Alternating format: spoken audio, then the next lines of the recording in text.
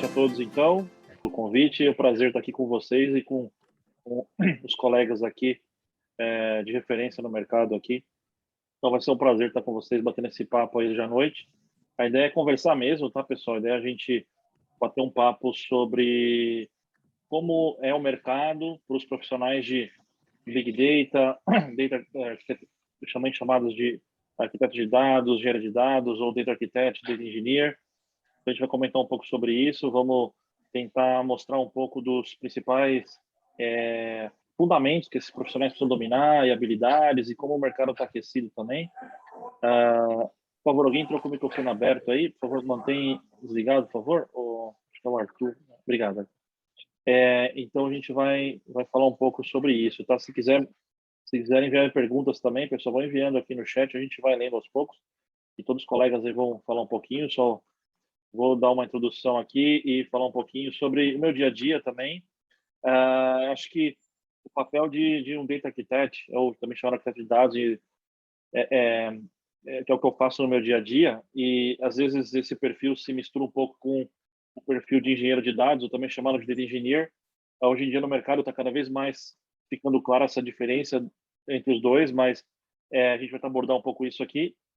Mas basicamente no dia a dia de um profissional desse perfil, você vai ter que dominar algumas habilidades técnicas no sentido de construir a plataforma de dados para a empresa ou para um cliente, enfim, envolvendo uma solução de dados, né? Então, geralmente essa plataforma envolve vários componentes. Nós, de forma conceitual, falamos da camada de gestão, armazenamento, processamento, consumo, enfim, os colegas aqui vão complementar isso também, mas de uma maneira básica são esses componentes e depois vem todo o resto, né, que a gente tem na plataforma de dados, que envolve aspectos de metadados, governança, segurança, que são fundamentais para você ter uma plataforma que escale para a empresa como um todo, para vários casos de uso, vários consumidores, e seja uma plataforma robusta, né?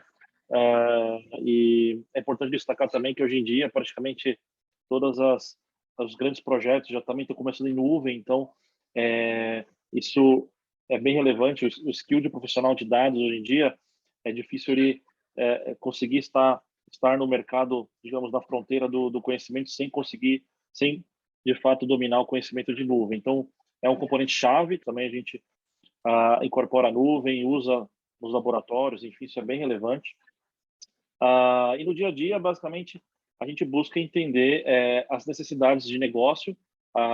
Hoje em dia, a área de dados ela é muito voltada para os cases, né? Para o que você quer resolver de problemas de negócio. Esse é um dos principais pontos que a gente busca desbravar, né? Não adianta fazer plataforma por plataforma, né? Ninguém quer construir uma plataforma de dados só por construir, todo mundo quer realmente gerar valor, ter um case, e construir a fundação é muito importante, né?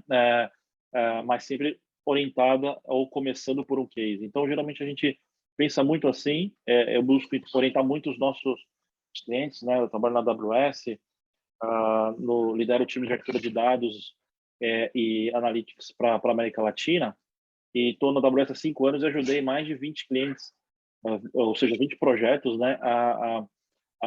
De analytics, de warehouse na nuvem. Então, é muito bacana ver os clientes evoluindo e a gente sempre travar os clientes para um case. Às vezes, tem clientes que já tem um case muito claro, tem clientes que não têm um case, o valor para o negócio, e querem construir bota todos os dados do Data Lake, por exemplo, depois a gente constrói e tira valor disso. E, na verdade, não. A gente costuma pensar, se você está começando com a plataforma, pensar grande, mas começar pequeno, começando com case, fazendo um fluxo, uma gestão de dados, armazenamento, processamento, criando os mecanismos de governança e segurança também, para que depois esse case gere valor e depois consiga replicar essa plataforma que foi construída para outros cases. Essa é uma abordagem que a gente usa bastante no dia a dia. Então, um arquiteto de dados, eu diria que uma das principais diferenças, aqui já puxando o gancho nessas diferenças, depois os colegas podem complementar aqui, eu diria que o arquiteto de dados ele tem muito essa parte de front face, que a gente chama de front face com os clientes ou com as áreas de negócios, se uma empresa, né,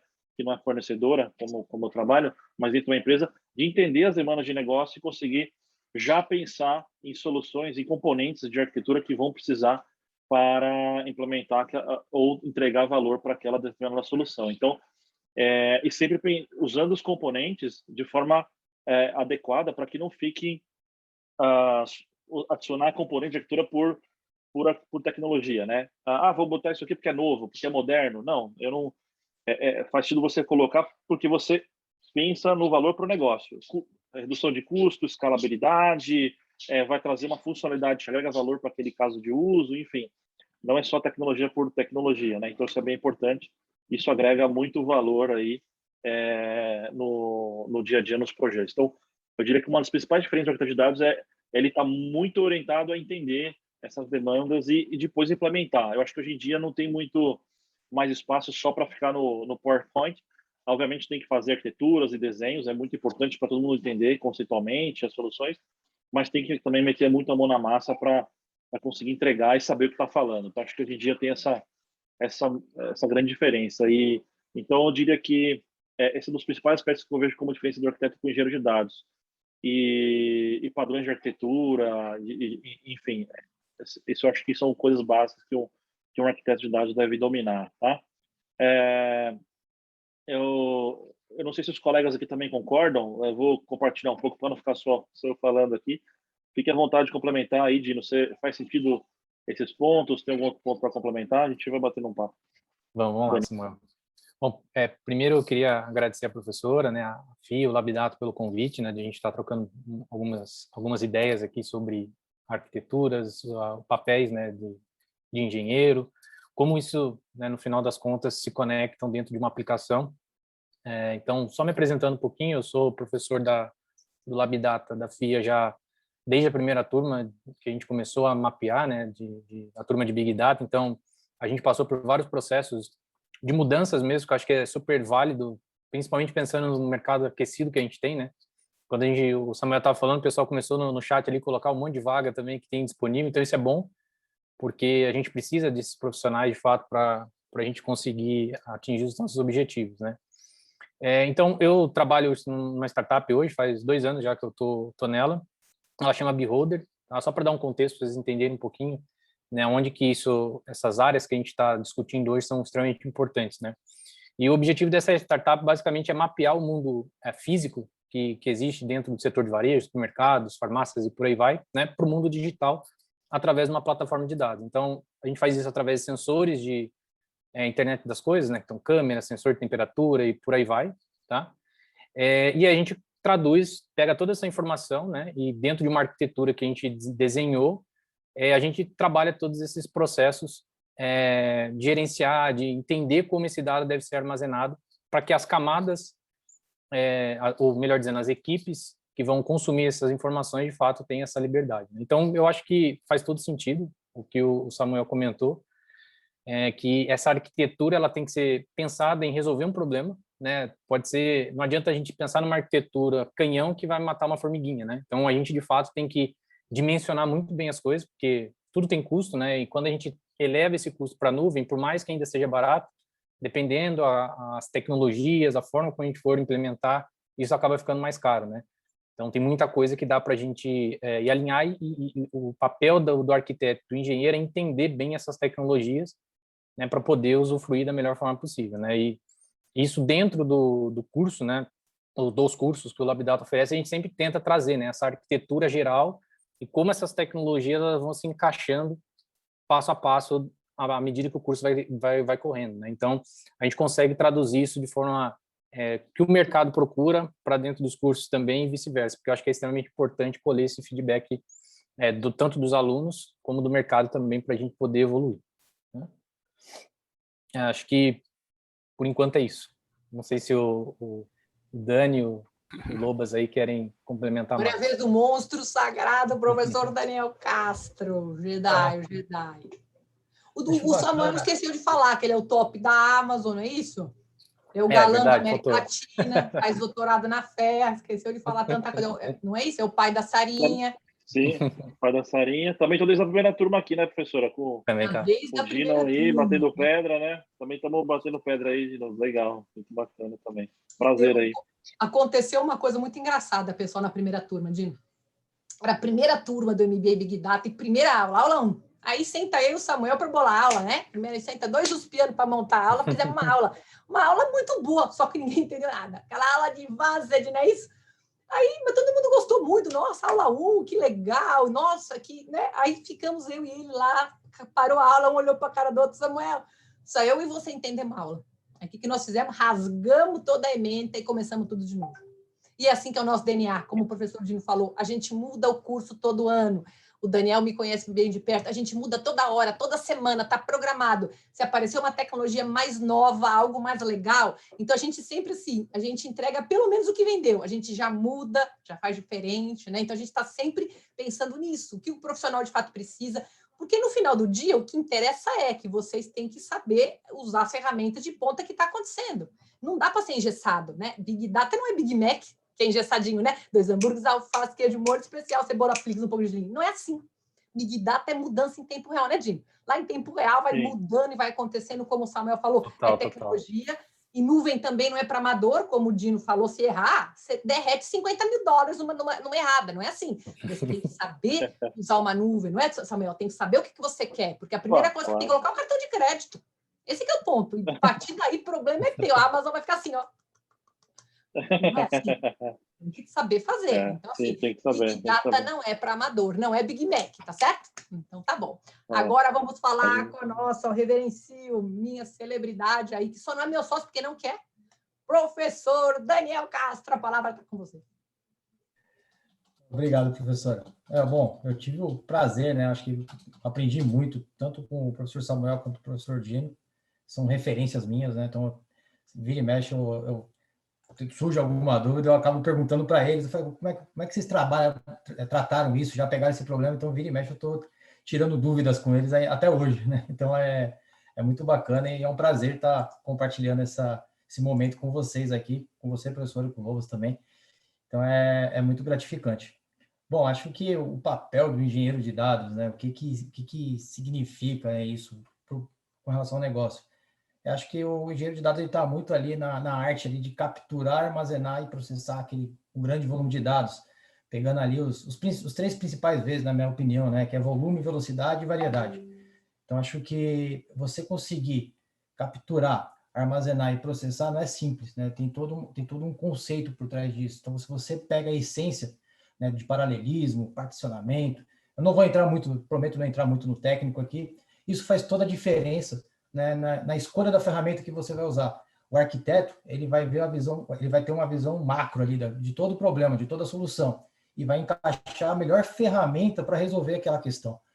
E o dia a dia ali do engenheiro é estar municiando ali a área de negócio com dados, né? Seja o dado um pouquinho mais frio, né, D-1, ou o dado quente. E quando a gente fala de dado quente, a complexidade sobe muito. E quando a gente fala de complexidade subindo, se não souber usar, se não tem esse conceito bem definido, né, acaba subindo o custo, você vai usar o componente errado para uma determinada solução. Então, é muito importante ali o arquiteto ter essa visão para encaixar o melhor componente. E também nem tudo que sai novo vai encaixar ali. Então, acho que é bacana, não existe assim uma bala de prata. E também não existe uma empresa que resolva todos os problemas, né? Cada empresa tem o seu problema, é importante você ter conhecimento tanto de ferramenta e o técnico ali também muito, muito bem embasado, pessoas qualificadas para que você consiga ter uma performance adequada para resolver o problema de negócio, né? Então, acho que o engenheiro de dados está muito nisso no dia a dia, né? Apagando incêndio, entregando o dado garantindo também, acho que a entrega do dado no tempo correto, fazendo com que o negócio confie nesse dado, porque não adianta nada a gente entregar o dado e o usuário não usar. O negócio está ali precisando, será que esse dado está correto? Será que esse dado está... Então, é de suma importância, né, ter um monitoramento desse dado, desse pipeline, ter uma garantia que você entregar qualidade ali para a ponta.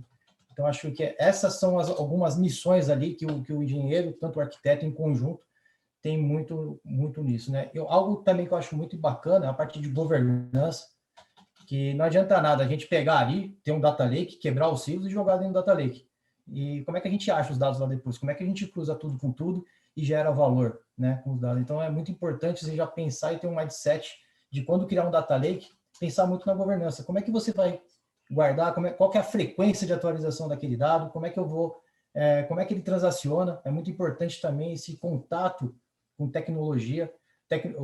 A área de dados, ela flerta muito com o negócio, principalmente, mas tecnologia é um meio, né? Então, é muito importante a gente estar muito antenado. O que está acontecendo na tecnologia para que, quando surjam produtos novos, os produtos e a arquitetura desse produto seja pensada também nos dados. Como é que a gente vai extrair essa informação daquele produto sem ser invasivo, né? Sem a gente atrapalhar o transacional? O sistema tem que ir ali, vamos pensar ali, debitar e creditar. E a gente tem que conseguir extrair essas informações sem que o cliente final sofra isso, sofra seja penalizado com alguma parte de performance. Então, acho que a parte de engenharia entra muito nisso, acho que é o dia a dia.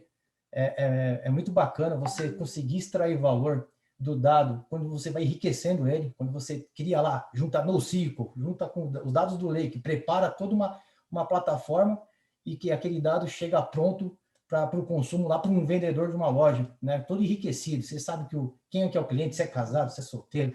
Claro, tem todo a LGPD, tem todo esse cuidado, mas você consegue ter toda a informação enriquecida em real time. Mas para que isso aconteça, tem todo um trabalho de arquitetura, engenharia e governança por trás. Então, acho que é muito bacana isso e é muito gratificante ver como é que a gente está evoluindo e aprender também com esses monstros sagrados aqui que tem aqui, tanto o professor Samuel quanto o professor Dino. Isso aí. Acho que é mais isso. Vamos falar um pouquinho lá do Samuel, Daniel, gostei. Aí o pessoal está comentando lá no chat sobre ligar a VM ligada, deixar a VM ligada, né? Samuel, você que já vivenciou isso tantas e tantas vezes, você tem algum exemplo, uma coisa engraçada para contar? Assim, coisas assim, olha, professora, não pode falar ao cliente, né? Olha, já derreteram R$500 mil, olha, assim, coisa é muito grave em Big Data, né? Não pode esquecer VM ligada em hipótese nenhuma. Sim.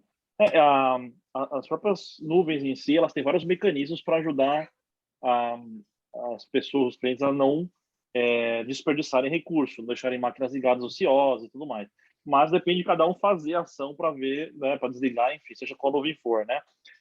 Eu, praticamente, nos meus projetos, eu me preocupo muito com isso, eu estou sempre olhando o billing, vendo se está acompanhando o previsto, porque, no fundo, quando a gente faz um projeto em nuvem, né, principalmente para dados, a gente faz uma análise com uma calculadora baseada em premissas. E se aquelas premissas mudam, obviamente o custo pode mudar, para cima ou para baixo. Mas a gente tem que sempre acompanhar para ver se mensalmente, ou eu costumo nos começos do projeto acompanhar até semanalmente para ver como está o desempenho dos custos. Eu, praticamente, eu não tenho nenhum ponto específico, já assim, comigo. Já tem pessoas que trabalharam comigo que esqueceram, às vezes, por exemplo, uma máquina, ela fica, no caso da Amazon, tem EC2 e tem o EBS, tem o disco. Aí a pessoa achou que parando a instância, fazendo stop nela, não ia pagar mais nada. De fato, você não paga mais a instância, mas você paga o disco EBS, que é o disco que está taxado naquela instância. Então, pelo disco estar ali disponível para a instância ficar ativa, como se fosse um disco do seu notebook, né? Dadas as devidas proporções de comparação, mas só para ficar didático, você tem o seu disco e tem o seu notebook. Se você desligar aqui o seu notebook, você para de pagar energia, mas está pagando o dado que você armazenou. Não é a mesma coisa. O disco está lá disponível, você está pagando por ele. E aí deixou lá um espaço muito grande de disco e gerou um custo muito alto. E isso é muito importante lembrar. E aqui no curso a gente faz os laboratórios com os alunos, reforça todos esses pontos que podem acontecer no dia a dia. Então, esse daí eu já vi os clientes gastarem um pouquinho a mais do que esperavam com isso. É um exemplo. E já vi também data scientists também treinando em GPU e achou, vou treinar em GPU aqui para eu acho legal e tem um custo muito maior também. Então tem que tomar muito cuidado com que você vai usar a ferramenta certa para o trabalho certo, né? Então aqui no LabData, na FIA, a gente reforça muito isso de usar a ferramenta certa para o trabalho certo. Se você olhar na nuvem, gente, vocês vão ver 200, 300 serviços lá disponíveis. Vocês vão falar, nossa, nunca eu vou conhecer isso aqui. Não, nunca mesmo, nem eu me atrevo. Eu conheço os principais, me aprofundo nos principais de Analytics. Né? Não tem como, gente. Ninguém tem um HD aqui na cabeça, né? Então, mas você tem que saber um pouco de tudo para ter uma visão. Olha, quando eu precisar disso, eu uso essa ferramenta, eu uso aquela, e saber usar a ferramenta certa para o trabalho certo. Hoje em dia, sim, não existe mais, como o Daniel falou, bala de prata, uma ferramenta, um serviço que vai resolver tudo. Se alguém acha que existe isso, toma cuidado, dá uma repensada, porque, de fato, você vê que na prática não tem, né? Uma ferramenta que consegue ter todos os problemas, todas as soluções. Então, exatamente, tem que fazer um delete e um termination ali, o Sr. Marco lembrou bem aí. Legal? Muito bom. Agora vamos para o professor Felipe Lobas. Boa noite, pessoal. Boa noite, professora. Obrigado pelo convite aí. Sempre é legal trocar uma ideia com esse pessoal aí, top aí. Seguindo mais ou menos o que o Daniel falou, né, que aprendeu bastante aí com o professor Samuel, com o professor Dino. Eu aprendi também bastante com o professor Daniel e depois com o professor Samuel e o professor Dino. Então, eu me sinto bem pequenininho perto desse pessoal aí, mas estamos aí para contribuir também. Assim, o que eu enxergo primeiro quando o pessoal olha para a área de dados, que eu vejo bastante, é que o pessoal olha muito para ciência de dados, né? Eu acho que é aquele encanto, aquela elegância de utilizar machine learning, inteligência artificial, e o pessoal às vezes acaba não dando muita atenção para a parte de engenharia de dados, né? Você tem um mundo de ferramentas e conceitos ali que você pode utilizar e seguir como carreira, né? Então, para quem está pensando em entrar na área de dados, acho que é importante também não olhar só para essa parte de ciência de dados, né? Existe um outro mundo para que o dado chegue até o cientista de dados. Então, às vezes você tem vontade de trabalhar com a área de dados, mas às vezes você sente que não tem um certo perfil para trabalhar como cientista de dados. Então, às vezes já compensa você olhar mais especificamente para outros pontos, assim, para outra ponta, né? Para ver se encaixa no que você busca como profissional, né? Eu, particularmente, como engenheiro de dados, assim como outras pessoas no mercado também, eu vejo 3 perfis muito fortes dentro de um engenheiro de dados, né? Que é o do engenheiro de software, acho que o do DBA, né? Que já é muito antigo também nas empresas, e do analista de BI, né? Então, assim, para quem já vem dessas áreas, eu acho que é um pouco mais simples já para conseguir entrar como engenheiro de dados, começar a se desenvolver como engenheiro de dados, né? A partir do momento que você começa a se desenvolver como engenheiro de dados, provavelmente você vai ter que desenvolver esses outros lados que você não tenha, né? Eu, por exemplo, tenho um background, uma experiência muito grande, mais de 10 anos aí como engenheiro de software, né? E depois que eu comecei a atuar como engenheiro de dados, eu tive que aperfeiçoar mais essa parte também de análise, porque eu preciso saber como que o dado vai ser trabalhado lá na frente pelo cientista de dados. Então é importante eu ter esse conhecimento também um pouco mais de análise, e também não só de análise, mas também quando você é engenheiro de dados, você meio que é responsável pelo dado, né? Você é dono ali, você tem que cuidar daquilo. Então aí entra aquele perfil mais do DBA mais antigo lá, do banco relacional.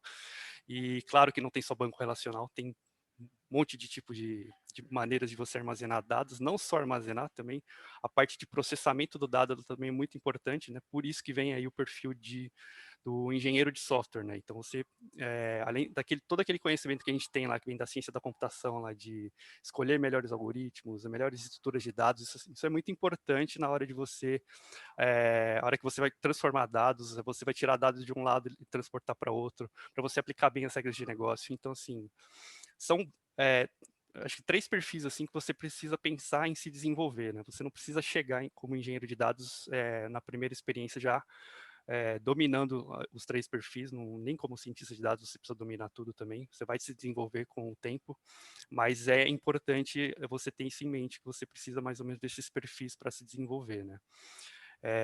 E acho que tomando um pouco o que o pessoal falou, essa parte de ferramentas, assim, a gente precisa tomar um pouco de cuidado, porque as ferramentas, elas vêm, mas elas vão também, né? Tirando o Spark, porque o Spark é imortal, né? Mas, assim, o restante das ferramentas basicamente você tem que tomar cuidado. Então, eu focaria mais na parte de conceitos, né? Eu gosto mais de estudar conceitos. Então, você tem que entender muito bem o que está acontecendo, né? Normalmente, nas suas primeiras experiências, provavelmente vai ter um arquiteto de dados lá, alguém como Samuel, desenhando todo o ambiente, e para outras pessoas, engenheiros de dados, seja mais júnior ou seja mais sênior, para estar implementando aquilo, e você precisa entender muito bem os conceitos ali para você saber o que está acontecendo, o que vai acontecer com o dado, qual o valor que ele vai agregar. Então, assim, é importante a gente entender não só as ferramentas, né? Ferramentas, ela é natural, né? Você vai ter determinadas ferramentas numa nuvem, às vezes on-premises, às vezes em outra nuvem, mas os conceitos são os mesmos onde quer que você trabalhe, a tecnologia que você está trabalhando, né?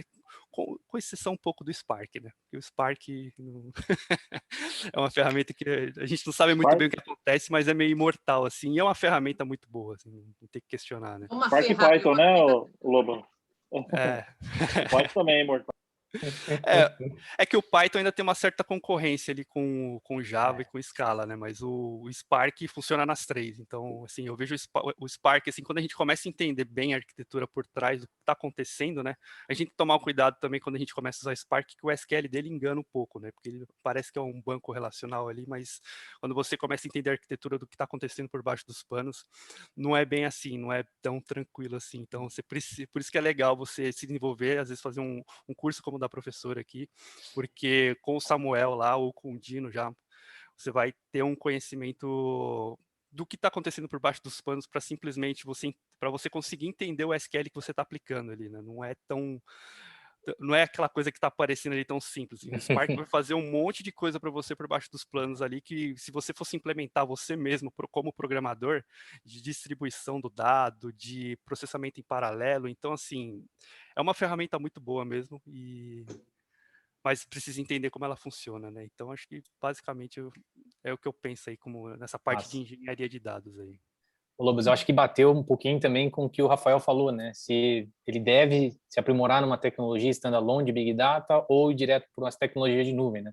E eu acho que essa fala sua trouxe exatamente isso, né? Que é importante a gente saber como determinadas tecnologias que talvez mudaram a forma das coisas serem realizadas dentro do mercado, teve essa evolução, né? E o Spark foi exatamente isso, né? A gente começou lá com o Hadoop, depois teve toda a evolução, tanto na academia quanto no mercado, que chegou a estouro que foi essa tecnologia, e de fato eu concordo contigo, é imortal Sim, sim. mesmo. E também pensando, né, a pessoa às vezes quer começar com as tecnologias, né, nem sempre você vai ter acesso a uma nuvem trabalhando em casa, né, então você pode às vezes baixar as ferramentas on-premises mesmo para treinar os conceitos, né, quando você está em casa, né. Aí na sua empresa você pode tentar lá, depois que você conseguir uma vaga, alguma coisa do tipo, aí você pode treinar mais na nuvem, né. Tem como treinar na nuvem, né, o Samuel conhece os esquemas aí, mas às vezes você tem que gastar um dinheirinho aí se você for direto para a nuvem, né? Então, às vezes, você praticar, é legal você baixar as ferramentas locais e entender os conceitos, porque depois você vai aplicar os conceitos, seja na nuvem ou seja nas ferramentas on-premises mesmo, né? Obrigada, Lobo. Se eu convidar mais um professor para a mesa, eu estou vendo aqui o Rafael Negrão, que está na sala. Rafael, abre a câmera, vem para a mesa com a gente também. Daniel Schmidt, se quiser, vem para a mesa, abre a câmera. Olha lá o Rafael Negrão. Esse Daniel Schmidt, também professor. Ah, não mudou, Negrão. Opa, eu não fiz a barba, estou com vergonha aqui, gente. Eu não fiquei bonitão para minha... bate-papo. Conta um pouquinho para nós o que você faz no seu dia a dia, Negrão. Se apresenta, professor nosso também, se apresenta e conta um pouquinho do seu dia a dia. Aí, na sequência, eu já vou abrir para o pessoal fazer perguntas para vocês. Professor entrou na sala, tem que participar. Vamos lá. Então, gente, trabalho lá na Via Varejo, né? Sou um dos pupilos aí do Daniel Castro, entendeu? Eu sou estagiário dele, aprendi muita coisa com ele aí, com o Lobas também, na época lá da Via, né? Com a Via lá até hoje.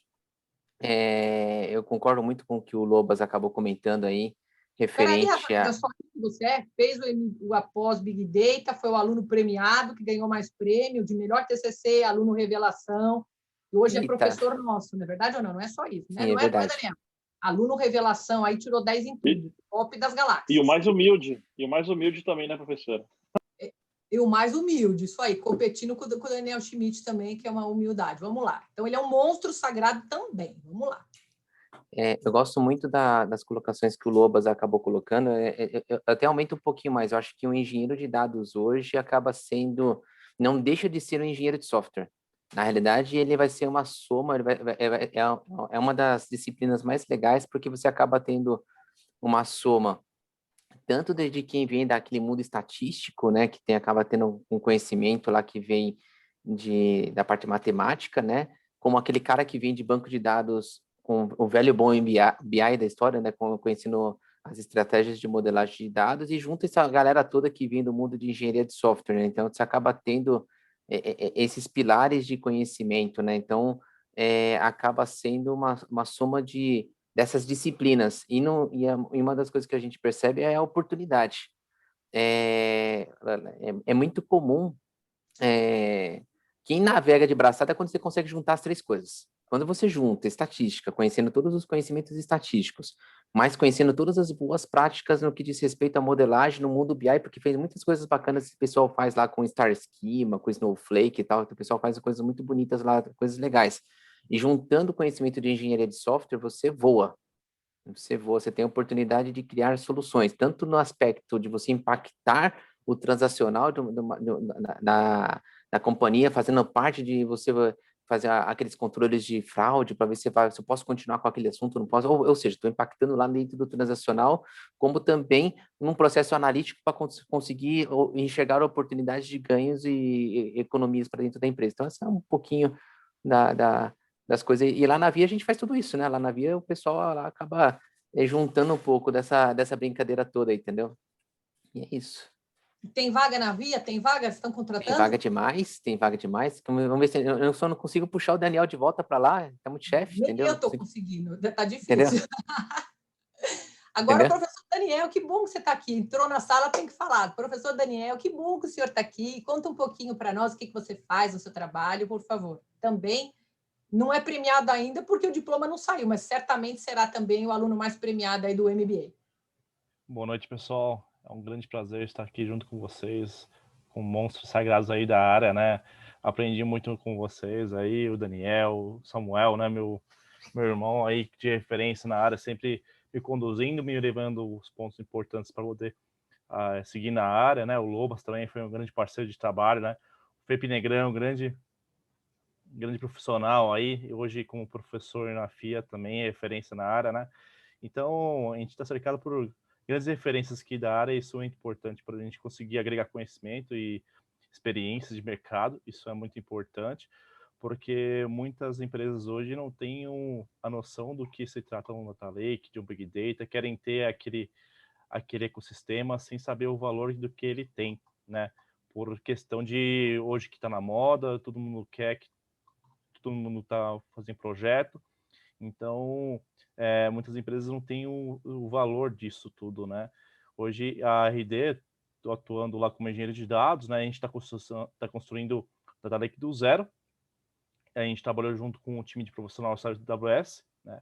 Então a gente está ajeitando a casa, né? Trazendo o valor para os dados e aí conseguir entregar com a melhor forma possível, né? Maravilha, obrigada. Agora vamos ver as perguntas do nosso pessoal. Eu recebi aqui no privado, eu vou abrir primeiro para o Calazans. Ele quer fazer uma pergunta para vocês, agora eu vou passar para vocês as perguntas, tá? Então, quem quiser fazer pergunta, eu peço que levante a mão, né? Aqui no Zoom tem a opçãozinha aqui de levantar a mão, levanta a mão. E aí eu vou chamando um por vez para fazer a pergunta aí para os nossos especialistas. Então, Calazans, você quer ser o primeiro? Oi, professora, tudo bem? Tudo bem, tudo ótimo. Tudo jóia. Deixa eu abrir, porque eu estou em casa aqui com o filho e tudo.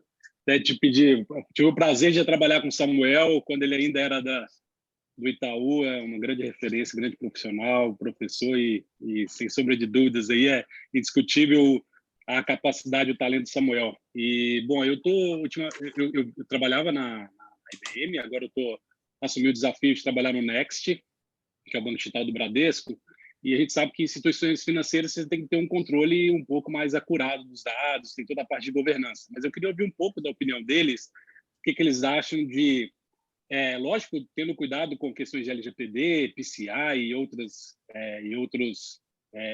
cuidados que a gente tem que ter em relação aos dados, o que eles acham em relação, se o dado caiu no lake, tem que ser democrático, lógico, tomando esses cuidados e observando questões de governança, ou se deve assim, como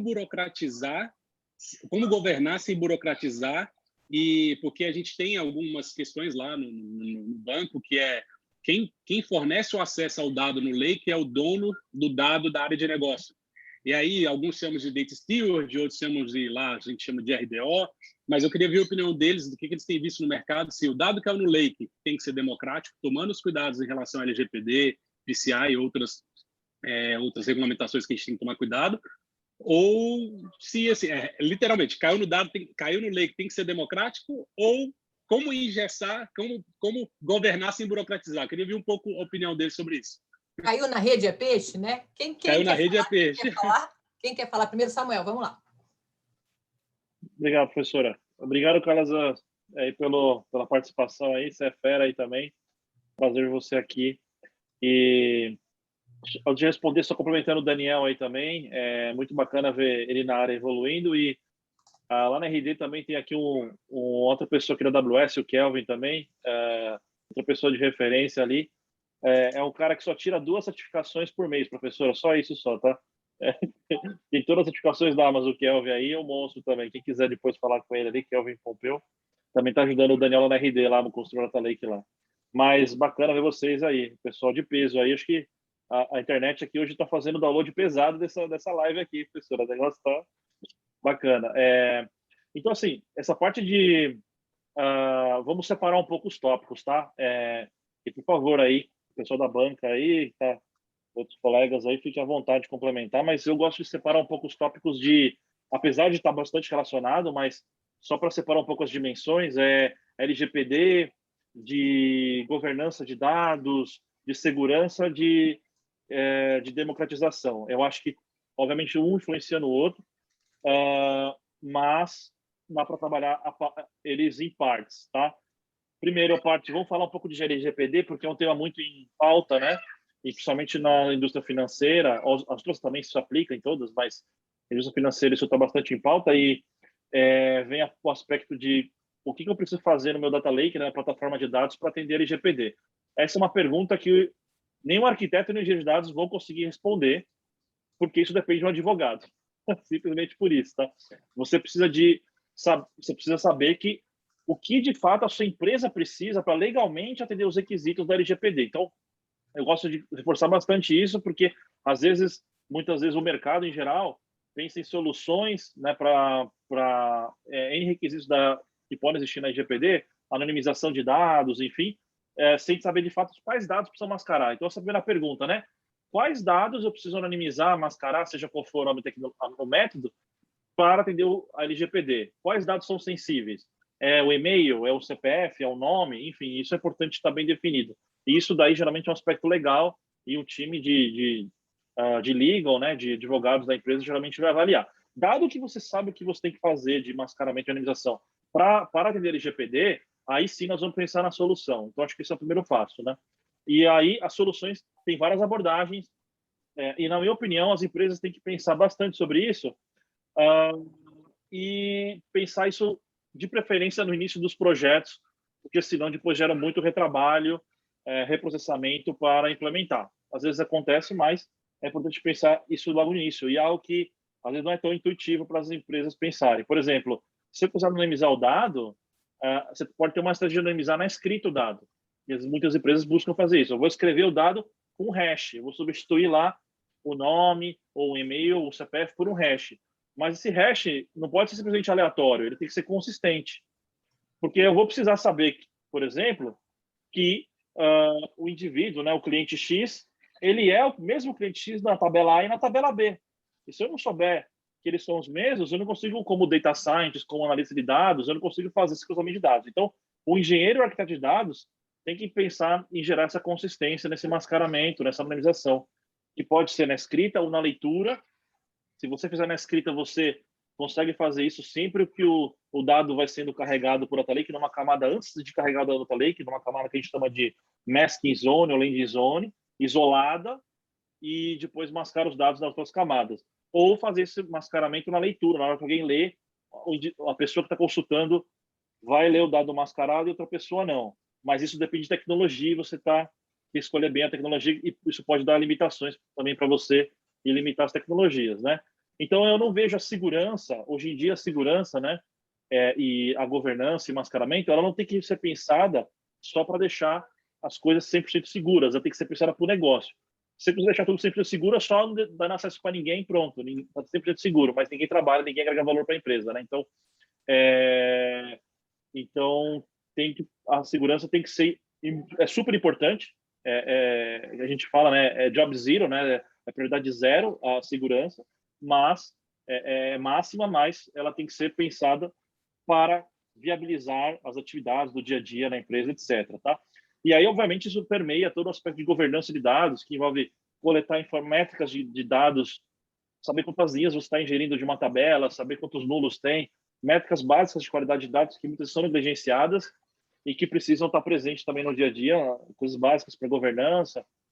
E muitas áreas de governança estão surgindo nas empresas, já existem, e estão surgindo, é muito importante, profissionais que têm esse aspecto de visão de governança, de compliance, entrar na área de dados para conseguirem trazer esses aspectos da importância das políticas e de compliance de forma geral para a área de dados, e não fazer política só para fazer política, mas algo que seja viável e agregue valor ao negócio. Isso é bem importante, tá? Na minha visão. Não sei o que os colegas acham aí, mas nessa linha é um pouco minha visão. Daniel, o Dino, tem coisa para comentar aí, o Lobas? Eu acho que eu concordo com tudo que o senhor comentou, professor. Eu só acho que tem algumas coisas que realmente tem informações, né, que não dá para ser abertas, né? Não você está falando de estratégia. Então, isso vai ter que ser muito alinhado com o executivo da companhia. Para onde a companhia quer ir? Eu acho que se é uma informação de domínio público, vamos falar vendas. Eu acho que vou pegar o exemplo do Rafa, de uma empresa de varejo, que vendas tem que estar na ponta na língua de cada funcionário. Todo mundo tem que saber, e tem que ser de domínio aberto. Então, acho que isso tem que ser democratizado e, de fato, todos têm que ter acesso. Mas vou dar um exemplo aqui, até um pouquinho tosco, mas vou falar salário de funcionários. Não dá para ser aberto. Tem que ser anonimizado, ou às vezes tem que ter o RH ou o departamento específico tem que ter acesso a um bucket lá específico que vai estar essa informação, que são pessoas autorizadas vão acessar. Ou às vezes estratégia de mercado. Tem situações que a gente está falando de empresas com capital aberto. Tem informação que não pode ser vazada de jeito nenhum. Então a gente não pode confundir democratizar o dado com libertinagem dos dados. A gente, de fato, assim, a gente tem que, de fato, ter um controle. Quando eu falei assim, quando a gente vai fazer acho que o exemplo que o Samuel falou foi perfeito. Quando você está criando o data lake, está fazendo o primeiro MVP, você já tem que pensar nisso. Ele comentou, né? Você tem que pensar na segurança, você tem que pensar onde é que como esse dado vai ficar isolado, quem vai acessar, de uma certa forma, e caso você precise retirar aquele dado, como é que você some com aquele dado do lake? Isso tem que ser pensado na fundação ali, quando você está criando o lake. Para quando você escalar isso para todos os departamentos, isso seja uma regra para todos e você já tem isso pensado. Então, acho que dá para... Você tem que fazer o Rafa que fala muito, Negrão, né? Tem que fazer uma meia mussarela, meia calabresa, né? A informação que tem que ser, de fato, democratizada tem que estar no lake, tem que estar aberto e todo mundo tem que acessar. Mas tem informações que é de estratégia da companhia, são informações sensíveis, como salário, etc., que você vai ter que fechar e vai ter que ficar num lugar isolado e pessoas autorizadas, aí vai entrar o compliance, vai entrar toda essa parte que vai determinar quem acessa aquela informação ou não. E acho que é aí que está essa integração, né? Rapidinho, professora. E aí que está essa integração entre o arquiteto, né, e a área de negócio, para entender de fato quais são os requisitos na hora de projetar essa arquitetura, né? Acho que é exatamente isso aí, eu concordo com vocês também. É complicado achar. Um pouco de confusão, Loba, só uma coisa no mundo de vocês, que já não é fácil, né, tomar conta de toda essa volume de dados que chega em tempo real. Com a lei de proteção de dados, o cliente ainda tem aquela opção, ele caça o consentimento, né? Eu sou lá, como o Dani está lá na droga RD, né? A Raia Drogazil, não é isso, Daniel? Então, o cliente dá o CPF, os dados, daqui a pouco ele liga, Daniel, não quero mais, caça. Não quero que use meus dados. Daqui a pouco ele quer, não quer, ainda tem isso. O cliente, a qualquer momento, pode caçar o consentimento e você tem que ver cadê o impacto nisso em toda a operação, onde é que está esse dado, quem que está controlando, né? Em que momento, tá? E ele fala que não quer mais, vai ser em quanto? No próximo minuto, em 10 minutos, em 1 hora? Qual é o delay que a gente tem que ter para pagar esse tipo de confusão? Então, enfim, o mundo deles que não estava fácil, né, Lobas? Agora ficou um pouco mais animado com esta lei e pior é quando ela entrar em vigor. Porque se der qualquer vacilada, 50 milhões de reais por auto de infração. Não dá para pagar, né? Não dá para pagar. A gente só tem que tomar cuidado, né, professora? Porque às vezes a gente fica LGPD. O LGPD ela não pode ser um impeditivo também, porque muitas vezes, foi o professor Samuel falou, a gente às vezes não tem a competência necessária para ver se aquilo é correto ou não. Mas a LGPD também ela não pode ser algo que vai colocar um muro ou vai impedir a criatividade ali do engenheiro, do arquiteto, etc. Às vezes tem que ver a viabilidade, é viável tudo. Antes de lançar o produto, antes de fato disponibilizar esse produto, esse dado para o consumo, aí sim, é legal, né? É moral. Então, aí você começa a perguntar, a colocar essas perguntas e de fato. Mas a LGPD ela não pode. Eu penso muito isso, né? Vamos ver se é viável, vamos ver se é possível. Depois a gente fala se a LGPD está aderente ou não. Porque muitas vezes você vai começar uma ideia, você tem uma ideia muito bacana e vai vir sempre alguém. E a LGPD? Então, beleza, vamos ver. Mas é viável? A gente consegue fazer isso que a gente está com o desejo de fazer? Eu acho que tem muito disso. Vamos anonimizar e me deixa trabalhar, né? Depois eu vejo o que eu faço. Me dá a base anônima e me deixa modelar, né? E depois a gente pede para o jurídico verificar tudo o que é possível para fazer o devido enquadramento e, se for o caso, pedir o devido consentimento. Agora vamos passar para o Juliano, que ele está ali ansioso, querendo fazer uma pergunta para nós. Juliano, por favor. Kevin, não vai embora que eu vou te chamar para a mesa já, hein, Kevin? Eu vou te chamar, eu recebi uma orientação aqui, chamar o professor Kevin para a mesa daqui a pouco. Vamos lá, Juliano, boa noite. Vamos lá, boa noite. Bom, no caso de sistemas em microserviços, né, qual a visão de vocês aí em relação às bases de dados, né, aos database patterns, junto das responsabilidades do engenheiro de dados? Gosto dessa pergunta, hein? Essa é boa. Essa é boa, essa gostou, essa é boa. Tá. Eu posso calibrar um pouco a pergunta, só para repetir e ver se eu entendi, tá? Corretamente, por favor, né? Então, assim, você perguntou de microserviço, perguntou de microserviço e padrões de acesso para bancos de dados e perguntou o perfil do engenheiro de dados nesse contexto. É isso mesmo? Perfeito. Quando você fala de microserviço, você está falando de microserviços voltados para aplicações do dia a dia. Você não está falando para analytics como um todo, é isso? Você está falando isso, para aplicações em geral, Tá, para aplicações em geral. Sistemas, tá bom, tudo bem. Sistemas.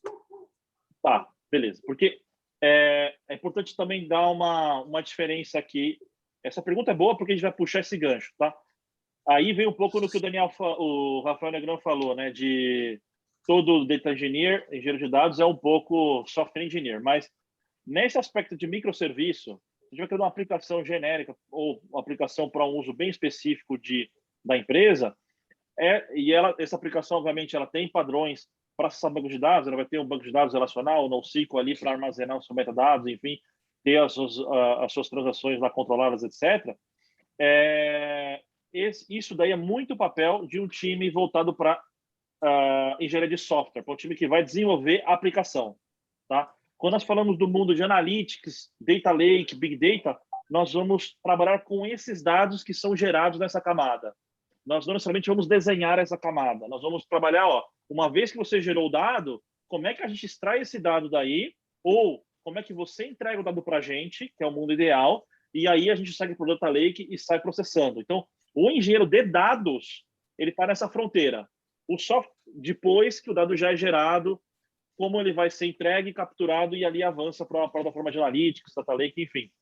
O engenheiro de software, apesar de ele codificar e ter esse skill também, ele vai trabalhar nessa camada aqui de criar os microserviços e os padrões de acesso nos databases, etc. Então, por isso que o nosso curso aqui no Lab Data na FIA, a gente foca como capturar esse evento, ponta a ponta, e aí entregar a solução final até para o cientista de dados, para a camada de visualização, etc. Mas a gente não vai focar aqui nos padrões de arquitetura aqui da esquerda, que não é o foco principal do engenheiro de dados, tá?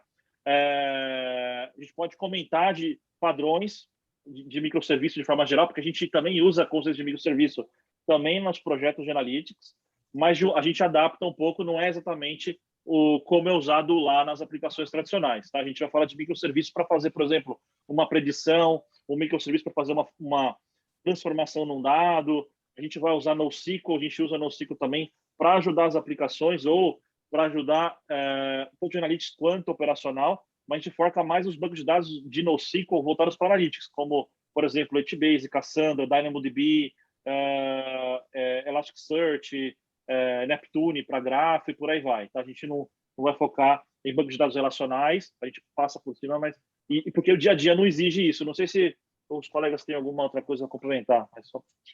Eu acho que tem que ficar bem claro para o pessoal que está conhecendo agora que realmente existe essa separação, né, do ambiente transacional da empresa, que você vai ter ali seus domínios, seus bounded content, que você vai ali modelar os seus microserviços, né? Normalmente você vai ter bases exclusiva para aqueles microserviços, só que o trabalho do engenheiro de dados é exatamente coletar esses dados e levar para um ambiente mais analítico mesmo, porque imagina só a gente fazendo transformação de dados e rodando modelo em cima das bases lá transacionais da empresa, lá na tabela de compra, na tabela de cliente. Então, assim, a gente vai onerar muitos bancos, entendeu? Então, a gente precisa realmente fazer uma separação do que é transacional e o que vai ser usado para o ambiente analítico. Então, o engenheiro de dados, ele trabalha realmente nesse meio para capturar esses dados do mundo transacional e levar para o mundo analítico ali já para o cientista, para preparar o dado para o cientista utilizar, ou o próprio engenheiro de dados também trabalha com aquele dado ali para agregar algum valor,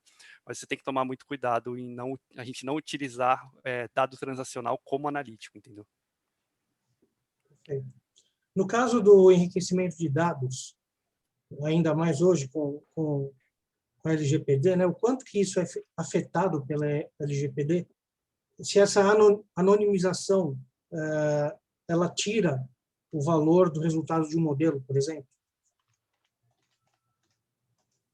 Minha opinião é que não. Pode exigir uma adaptação. Isso é verdade, vai exigir. Mas não tira.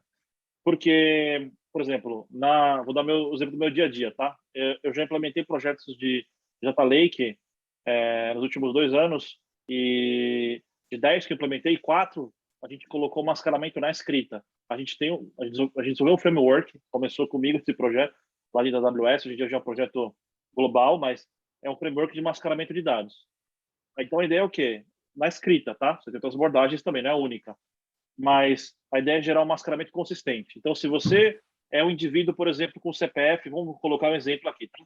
O CPF inteiro lá, final 321. O final 321 tem que ser, como eu disse antes, consistente em todas as bases. Você tem que gerar o mesmo, tem que anonimizar, mas usando a mesma estratégia em todas as bases, para quando o Data Scientist for falar, o CPF 321 virou o hash ABC. O Data Scientist não sabe que o hash ABC é o 321. Mas esse CPF 321, ele vai ser o mesmo hash ABC em todas as bases, em todos os lugares que ele aparecer. Esse é um princípio importante. Então, se isso acontecer, você não está impactando, você não está tirando nenhum valor, porque você está mantendo a unicidade, ok?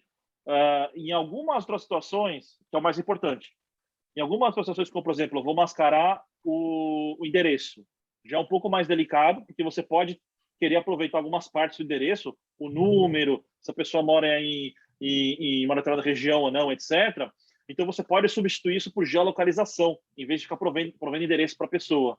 E também fazer uma geolocalização adaptando a precisão da geolocalização para você não determinar exatamente onde a pessoa mora. Então, tem várias técnicas que têm que ser usadas. Então, isso, sim, é um papel de um arquiteto de dados que vai desenhar a solução como deve funcionar e vai implementar ver se funciona, e um engenheiro de dados que vai desenvolver o pipeline para isso ser processado com performance. Você não pode ter que mascarar o seu dado e falar, agora que eu estou mascarando, eu vou demorar uma semana a mais para entregar, né? Daqui uma semana você vê se o dado vai estar lá. Não dá. Ele tem que continuar com o desempenho e escalar e gerar os dados com a mesma qualidade. E é possível. Existe conhecimento, existe habilidade, mas é possível sim. Perfeito, muito obrigado. Algumas vezes, só para complementar, algumas vezes o dado ele pode ser também mascarado já logo na entrada, né? Vamos supor que você queira capturar navegação de um cliente de um e-commerce. Não necessariamente você precisa identificar o cliente, né? Só pelo cookie que está ali no browser, você já tem algumas informações ali que você já consegue determinar o padrão de comportamento daquele cliente lá, para depois você rodar o modelo. Então, ali mais ou menos pelos dispositivos que ele utiliza, você já consegue já se comunicar com ele, não necessariamente sabendo quem é ele, né? Então, assim, é só um exemplo de, às vezes, na entrada você já consegue anonimizar o dado, entendeu? Obrigado, professor. Eu só queria fazer um complemento ali do caso do Juliano, que ele comentou lá das aplicações em microserviço, né? Você vai facilitar muito a vida do engenheiro quando você pensar na arquitetura microserviço onde que você for pôr lá, você pensar orientado a eventos.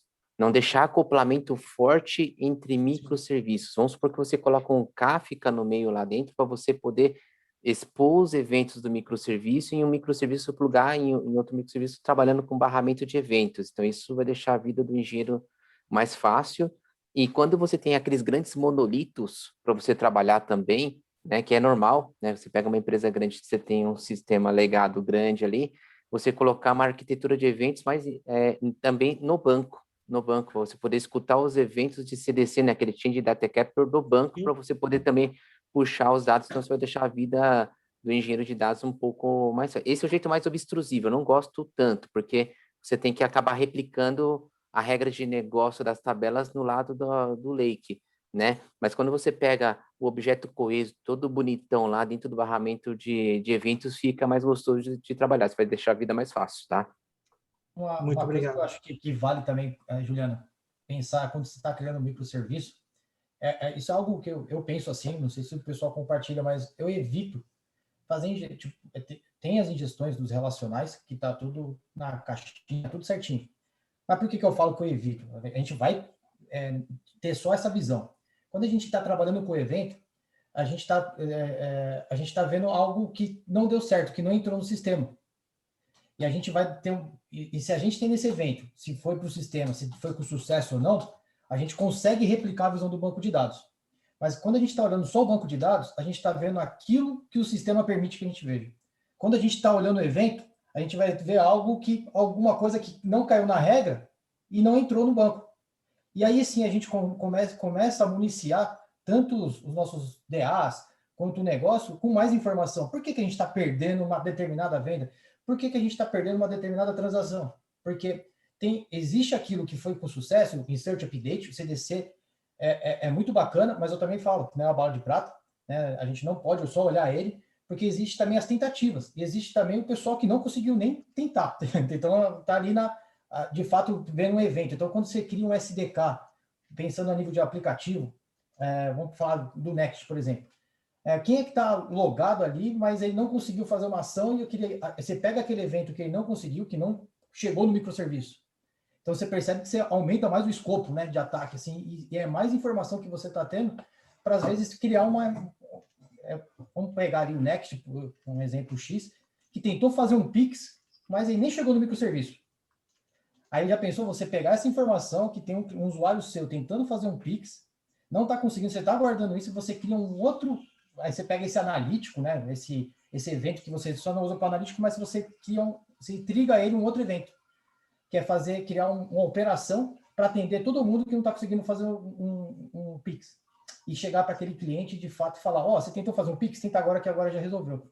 Então você já começa, você amplia a sua visão com relação ao negócio. Você não fica limitado só que o sistema está deixando, porque às vezes tem oportunidades que o sistema não percebe, não deixa, por alguma regra que foi colocada, por alguma cadeia de if, que pelo evento que você está fazendo no seu microserviço, você consegue disponibilizar o que foi com sucesso e o que não foi. Isso tudo é munição para o Analytics. É só um ponto que eu acho bem bacana, porque muita gente acha que o Big Data, né, vamos falar assim, é um baldão que coloca tudo lá e faz ali os dashes. Mas ele é muito mais que isso. Acho que aí é o tal do data driven, né? Tipo, você tem o legado, né, que o Rafael Negrão citou, mas se o arquiteto ali dos microserviços já começar a pensar como data driven, a corporação pensar em data driven, não só o pessoal ali da parte dos microserviços ali, o arquiteto do back-end, do front-end, mas também o pessoal do negócio já tem que pensar data-driven, então aí você já consegue facilitar o dado chegando lá no analítico e ele já chega com mais valor, né, conforme o Daniel Castro acabou de explicar. Então, mas assim, a gente vai ter que lidar com o legado, né? Isso é fato, não tem como, mas a corporação que já conseguir mudar a arquitetura da parte de back-end ou as novas empresas já pensar dessa forma, acho que facilita bastante lá na frente, lá você consegue mais valor, sim. Obrigado a todos. Obrigada. Posso passar para o próximo? Agora o Suemar levantou a mão e baixou. Estou anotando a ordem. Você gostaria de perguntar alguma coisa para ele, Suemar? Aproveita, em consultoria gratuita. Não é toda hora que você tem tanto gênio junto. Sim. Boa noite, tudo bem? Muito legal a iniciativa aí, a live. Samuel, valeu, desde 2015 trazendo bastante conhecimento para a gente aí. Eu queria perguntar a respeito de serverless, né? Hoje está todo mundo indo para a nuvem. Aí e a gente está lá, a gente sobe as ferramentas e tem muito direcionamento por exemplo, a Amazon puxa bastante a gente para o serverless, né? Dá incentivo de custo, incentivo operacional também. Se Samuel puder falar um pouco a respeito disso, todos puderem falar um pouco a respeito disso, né? A gente está subindo instância, subindo RDS ali, mas pelo menos a AWS tem puxado a gente, não, vem aqui, ó, toma o Aurora, toma aqui o Lambda e vai trazendo a gente para os serverless, né?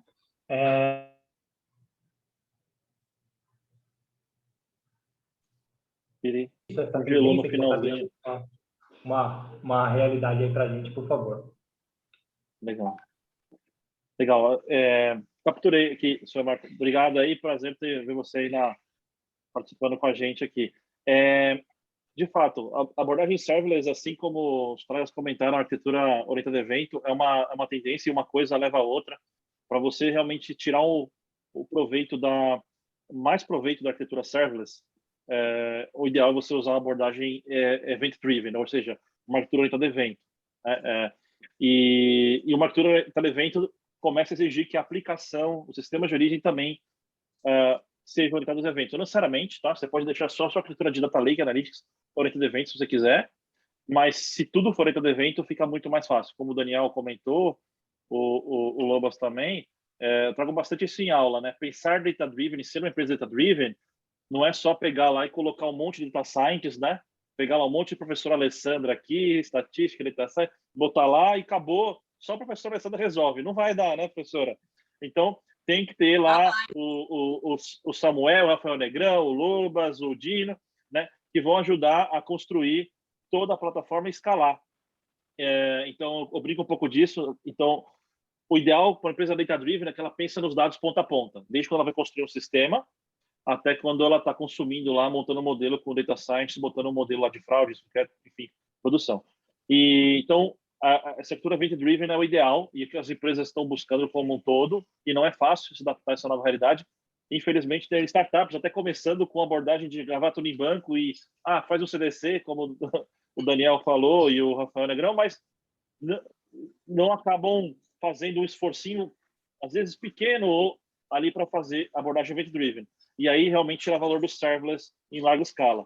Então, vou dar um exemplo aqui de uma arquitetura serverless, tá? O projeto que eu trabalhei, só para trazer um case um pouco real para todo mundo aqui, quem não está familiarizado. O que é serverless, né, pessoal? O conceito é você praticamente não ter que gerenciar um servidor. Então, você vai focar em desenvolver o seu código, você vai desenvolver a sua aplicação, a sua lógica, e por trás o que está rodando você não se importa muito. Se digamos, uma máquina, 2 máquinas, 3 máquinas, enfim. A ideia é que na nuvem isso fique autogerenciado pela plataforma de nuvem. Então, um exemplo clássico é o serviço como o Lambda, por exemplo, que você tem lá um container que você vai definir uma quantidade de memória e definir em qual rede ele vai executar e qual a permissão que ele tem. E pronto. E você bota o seu código. Código em Python, Java, .NET, Node, enfim. Geralmente a gente usa Python para Analytics. E ali você vai definir alguma lógica para processar aquele dado. E você vai basicamente fazer tudo em todo evento. Então, geralmente, uma arquitetura na AWS, por exemplo, no Data Lake, por padrão a gente usa isso. Caiu o dado no S3, por exemplo, que é a camada de Object Storage que armazena os dados em larga escala, né, para o Data Lake, e tudo desacoplado, então você tem a camada de armazenamento que está lá disponível sem você ter nada processando, sem ter nenhuma máquina ligada. E aí caiu o arquivo lá, você já triga um evento de um Lambda. E aí vai executar um código que vai, por exemplo, catalogar o seu dado, catalogar o arquivo, dizer qual que é o tamanho dele, ver o formato. Isso já é um catálogo básico. Depois você pode ter outras funções lambdas, outros microserviços que vão, por exemplo, fazer um decode desse dado. Por exemplo, o projeto que eu trabalhei foi case público, posso falar, o projeto da Embraer, o Daniel também participou aí, o Daniel Schmidt, né? Lá eles tinham a situação de decodificar o dado da aeronave. Entenda que o dado da aeronave ele vem com um monte de parâmetros lá, imagina 6.000 parâmetros. Imagina entregar para a professora Alessandra uma tabela com 6.000 parâmetros e falar aqui, professora Alessandra, ó, tem o código 231 na tabela aqui, a coluna X, né, professora? Aquele código maluco lá da aeronave, que a professora já trabalhou, inclusive, também. E aí você fala, mas o que é isso aqui, gente? Coisa de louco aqui, um monte de número, né? Então, a gente tem que decodificar esse dado. E tem toda uma engenharia para decodificar esse dado, que o dado ele é super compactado, super codificado, tem que ler um metadados da aeronave para decodificar. Quem que vai fazer isso, gente? O engenheiro de dados vai Ô, meter a mão na Samuel, você massa tá e codificar brincando ou isso. você sabe que eles fizeram isso comigo? Me jogaram um banco de dados e se vira nos 30? Eu sei, Ah, tá. professora, eu sei. É que eu fiz o projeto depois para decodificar o que eles pegaram para você. Eles pegaram você codificado, né? Com uma amostrinha. A gente estava com o trabalho todo lá de 6.000 parâmetros, né, para decodificar. Então, essa decodificação, imagina, a gente fez tudo serverless, tudo em Lambda. E imagina, são 2, 3 mil arquivos caindo por dia no S3, que são arquivos de aeronave, e sendo decodificados. A gente pegando tudo aquelas regras e aplicando para transformar num CSV para a professora Alessandra ir lá com o Data Science poder analisar o dado. Depois tem uma otimização de formato, convertendo para Parquet, particionando, né? Como o Daniel comentou, todo o fundamento de particionamento de dados para reduzir tempo de acesso, custo de armazenamento e tudo mais. Então, a gente fez tudo serverless em Lambda. Imagina que a gente conseguiu processar, tá? Essa informação eu posso comentar porque foi do case público. 2 milhões de arquivos históricos e gastar $200 com Lambda. Entendeu? Quando o cliente viu isso, falou, nossa, não acredito. Entendeu? Então, assim, porque ficou muito eficiente. Cada parse de arquivo levava 2, 3 minutos no máximo, né? Geralmente levava 40 segundos. Então, isso é serverless. E simplesmente a gente não gerenciava nada. Não tem gerenciamento nenhum. Arquivo decodifica. Eu não estou gerenciando a infraestrutura. Se der algum erro, vai para os logs, a gente analisa o que aconteceu naquele evento, igual o Daniel falou. Se der certo, vai para o Data Lake, está tudo bem, e continua o fluxo. Entendeu? Então, saber trabalhar com a abordagem orientada a evento é muito importante. Isso faz a gente dar valor do serverless e é uma tendência. O custo é muito baixo, sabendo trabalhar funciona, escala, e você consegue ter monitoramento e desempenho também. Não sei se eu respondi a pergunta aí, né? Só complementando o ponto que o professor Marco colocou também, né? Na RD, hoje a gente implantou uma arquitetura em serverless também, né? Usando o framework SDRF da AWS, né? É um novo produto que eles estão construindo, mas voltado para esses conjuntos de componentes que são acionados por evento. Então, é um ecossistema vivo, né? Então, você tem o ponto focal ali de economizar, ter uma economia de custo, porque você não precisa ter algo em pé ali, funcionando 24 horas possível, mas acionado por evento. Então, a AWS já trabalha com isso, né? O Samuel passou um exemplo bem bacana aí, que é o da Embraer, e na RD também a gente implantou isso, né? Recentemente, junto com a ajuda do Kelvin aí, Pompeu, né? Que trabalhou em conjunto no projeto, e a gente montou isso mais voltado para serverless. E a gente Só também chegou a... Pode falar. Desculpa, é só comentar que esse framework, o SDLF que o Daniel comentou, o Service Delivery Framework, começou também com o nosso time aqui, Professional Services do Brasil, hoje é global, e tem todo esse foco de fazer o Data Lake com gerenciamento serverless, todo dentro do evento, tá? Tornando o processo eficiente. Então, é bem bacana. Está público, inclusive, no Git também, quem quiser usar. E nas aulas também a gente aborda bastante esse conceito. Até complementando, teve um caso que a gente trabalhou junto, o Negrão, que com relação até a base de um NoSQL, lembra, Negrão? Todo mundo tinha medo de usar tudo, e quando a gente foi ver, ele ficou com um custo muito baixíssimo. A gente não precisou se preocupar com infraestrutura, e de fato a gente usou a plataforma assim, por exemplo, eu não tinha que acordar de madrugada para ver disco cheio. Então, usar o PaaS assim é algo que eu acho que dá para jogar bastante com ele ali, usar o service, para não se preocupar com a infra, assim, é uma coisa que eu gosto bastante também. E fomos pioneiros, né? Todo mundo tava com medo de usar aquele negócio lá, assim, vamos usar esse negócio aí, entendeu? Vamos desbravar, né? Monstro. Né? E até hoje, tá, Dani? Lá na Via, nós somos os principais, no caso, concorrente lá da Amazon, né? A gente tá no lado negro da força, na Microsoft, lá com a Azure, né?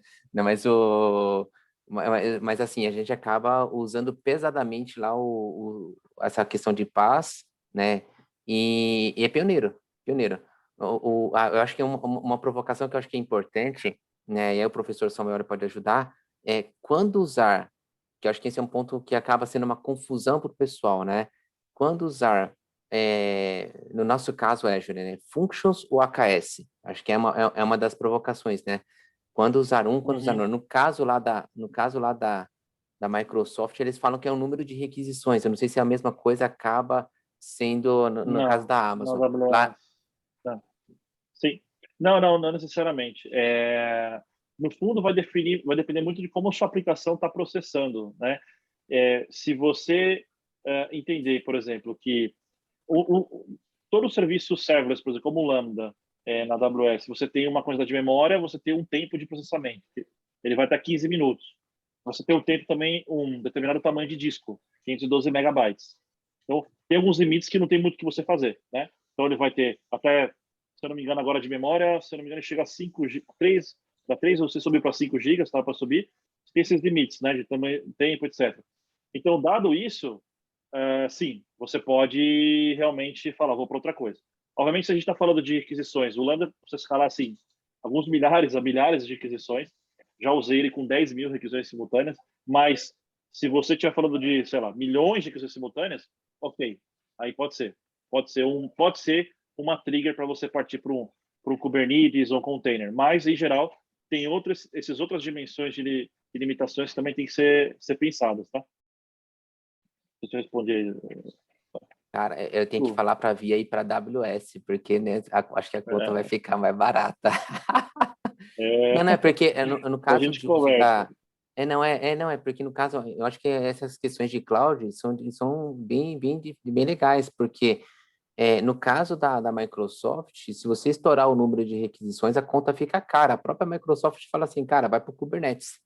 Então a gente vai pelo dinheiro, entendeu? Às vezes a gente nem olha tanto a questão de tamanho de memória ou disco que um Lambda, ou no caso lá, functions, né?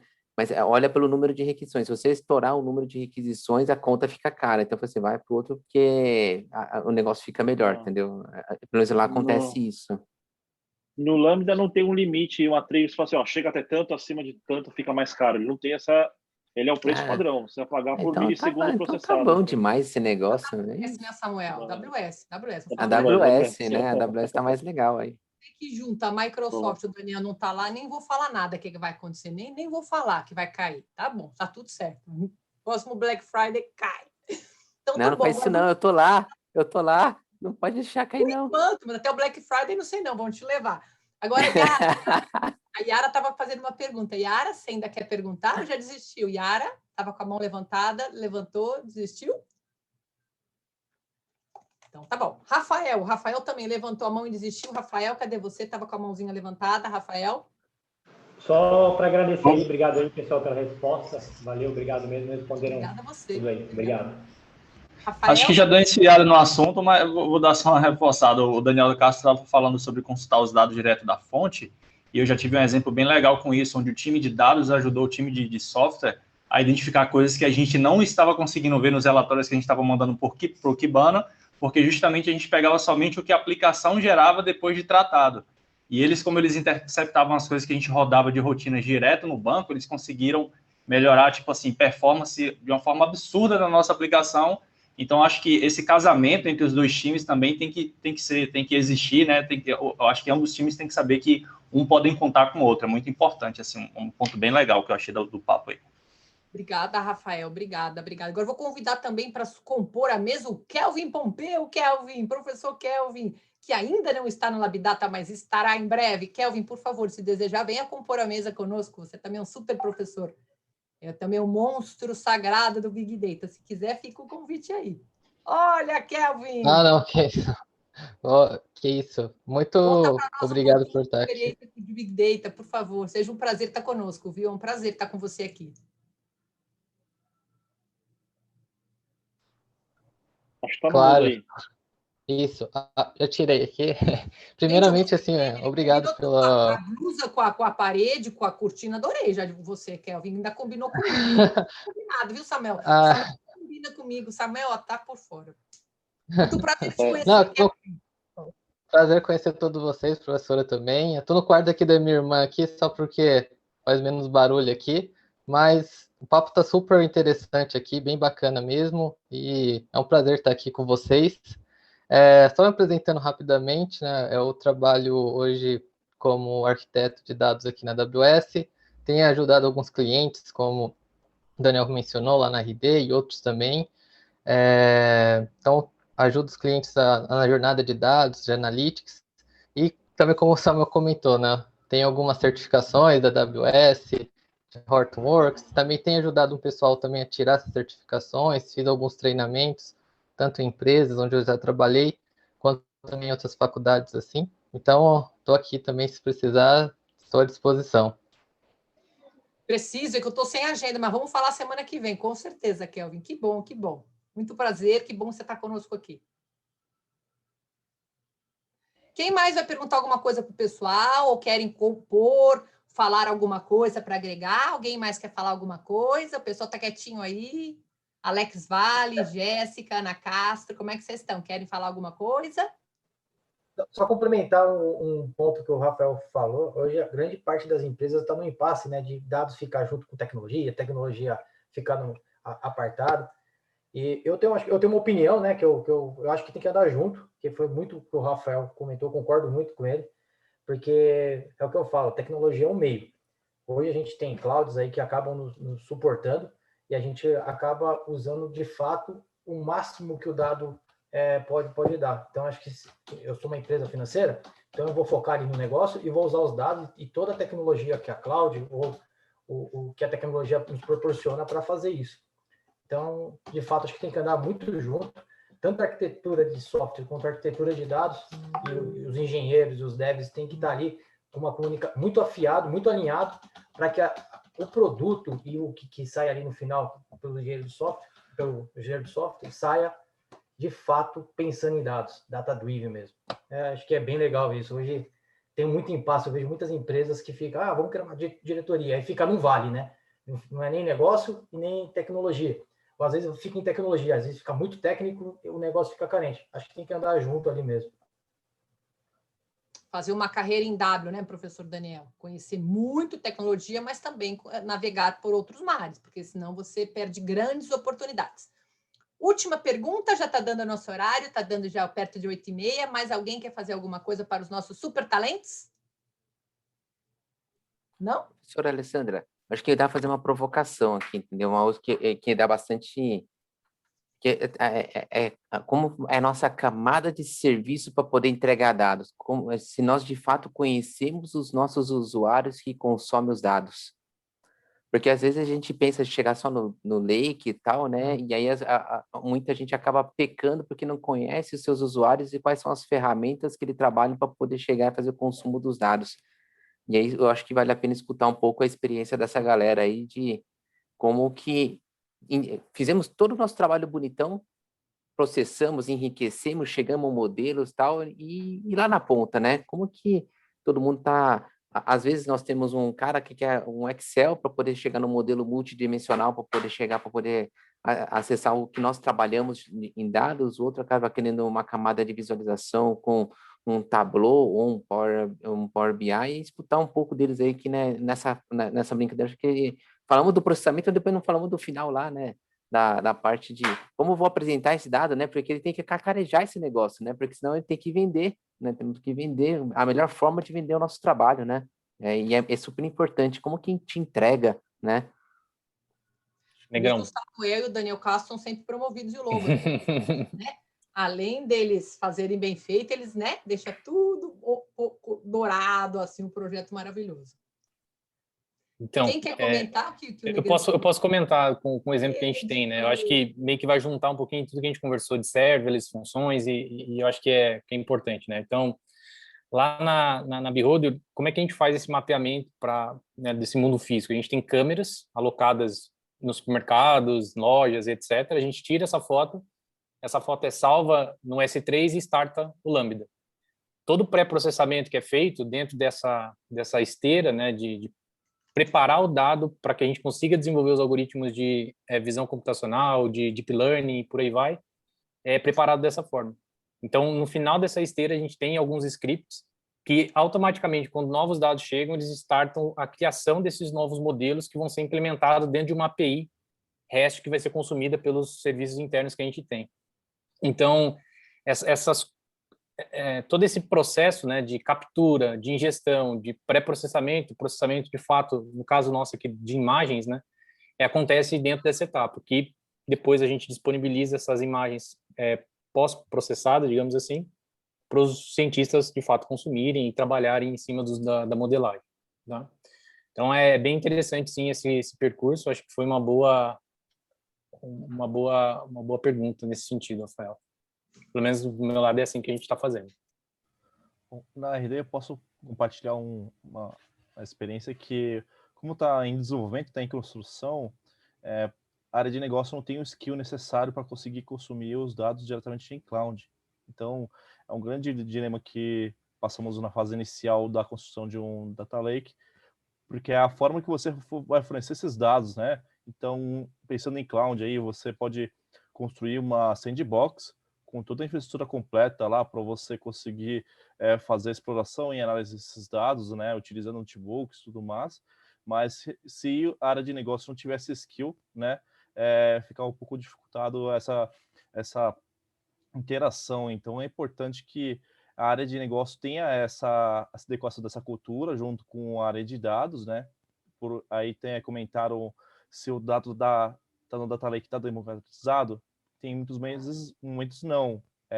Precisa essa cultura estar disseminada na empresa para para esse dado ser democratizado. Então, exige todo o envolvimento não só da área de engenharia de dados, mas também da área cliente, né, a área de negócio, para conseguir consumir esses dados e conseguir fazer a exploração e a análise necessária. E é aquele cuidado, Legal. né? Porque você às vezes disponibiliza o dado para a área de negócio porque o pessoal fala que sabe SQL, né? Aí você dá um notebook com Spark e o cara faz um select de $5.000. Então tem que tomar cuidado com isso. Eu até brinco, né? Nas aulas a gente também busca reforçar isso e é importante, né? Hoje em dia no mercado o pessoal não dá para ficar só na zona de conforto, né? Aí o seu Excel, eu fico no Excel. O seu dashboard, eu vou ficar no dashboard aqui, no Power BI, no Tableau, seja qual for, né? Então a gente sempre brinca, né? Quem sabe Excel vai aprender dashboard, vai aprender ferramenta de visualização e temos aqui no curso também. Quem sabe dashboard vai avançar para o SQL, vai fazer umas queries lá no Spark, no Hive, enfim. Quem sabe SQL vai aprender Python, certo? Vai avançar, vai codificar um pouquinho mais. Quem sabe Python vai aprender Spark. E assim vai, gente. Tem que avançar, porque se você ficar hoje em dia, né? A gente fala, todo mundo quer ter abordagem self-service. Eu quero fazer o self-service. Mas o self-service funciona, né? Na plataforma, na esteira de analytics, na plataforma, se a pessoa quiser se auto-servir, certo? Não adianta ir no restaurante self-service e esperar vir o garçom na minha mesa, né? Não adianta, né? Então, você tem que ir lá e se levantar e se autosservir, saber escolher os pratos, certo? Então a gente brinca. Você vai conseguir se autosservir se você tiver o conhecimento e também o skill, a habilidade, como o Daniel falou. Conhecimento técnico buscando isso, senão você fica esperando chegar lá. Ah, não, isso é problema do cara de TI, do cara de dados, ele tem que entregar o dado pronto aqui, eu baixo Excel e vou analisar. Gente, hoje em dia não é mais assim. Você tem que avançar, tem que construir junto. Então, todas as áreas, seja de negócio, o Daniel Schmidt falou, tem que avançar para conseguir ser autossuficiente e não depender da área de dados ou da área de tecnologia somente. Obviamente, isso tem todo o trabalho de plataforma, mas ela tem uma autossuficiência de tecnologia e saber fazer também e construir junto. Tá? Não esperar tudo vir pronto, né? O garçom servir. Uma brincadeira aí à parte. Mas... E um case importante, professor Samuel, que o próprio da Embraer, né? Que surgiu a partir da área de negócio. Então, eles têm o skill técnico, né? E tiveram a capacidade de poder conseguir colocar isso num data lake. Exatamente. E a área de negócio hoje em dia, né? Tem que tomar muito o ownership, né? Ser o dono do dado, como data owner, né? Pensando em data owner, ela tem que ter responsabilidade sobre o dado. Isso envolve ela conhecer tanto a parte de governança, segurança e qualidade, gente. Não menospreze a parte de qualidade de dados. Falando aqui de aeronave de dados, imagina você ter um dado de aeronave com uma imprecisão, ou não com devido decodificação. Então, a gente fez várias regras, por exemplo, no caso da Embraer, várias regras e vários testes com a área de negócio. Então, isso consome muito tempo. Então, não adianta a área de negócio falar, não, esse problema de qualidade de dados não é meu. É problema do sistema de origem, o sistema que é ruim, vocês não sabem fazer. Não, gente. Vai lá construir as regras, vai testar, vai investir tempo, porque os projetos que tiveram mais sucesso que eu trabalhei é no qual a área de negócio está envolvida e quer engajar, de fato, na plataforma e busca qualidade. Senão, gente, qualidade não vem de graça. O investimento ele é importante, consome tempo, mas depois você reaproveita. Uma vez que você tem uma base com alta credibilidade, com bastante precisão, consistência, enfim, tem vários aspectos de qualidade de informação. Se quiser aqui eu falo, porque minha dissertação foi disso, mas se você tiver tudo isso lá presente, esse esforço, ele se aproveita ao longo do tempo que você escala. Todo mundo que for consumir o dado não tem que ficar reprocessando, fazendo um monte de regras em cima. Então, isso é muito importante, todo mundo de negócio também, desde analista de dados até um analista de negócio, tem que estar preocupado com isso na visão mais moderna, data-driven. Aí. Faz sentido aí, pessoal? Faz. Nossa live está acabando, já são 8h30 da noite, pessoal. Agradeço muito a participação de todos vocês. Aí tivemos aí 47 pessoas o tempo inteiro, estou muito contente. Agradeço todos os professores, né, que disponibilizaram essa agenda, quintaram comigo aqui.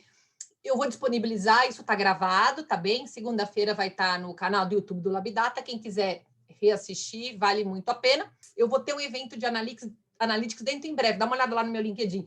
Em falar em LinkedIn, se conectem com esses Highlanders, pessoal, no LinkedIn, vale a pena, tá? Vale a pena segui-los, muito importante. Eles publicam muita coisa.